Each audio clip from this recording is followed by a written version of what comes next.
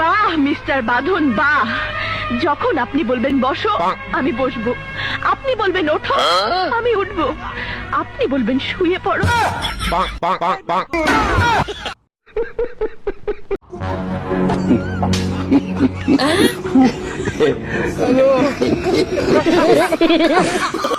Oh, no, no, no, no. Hello.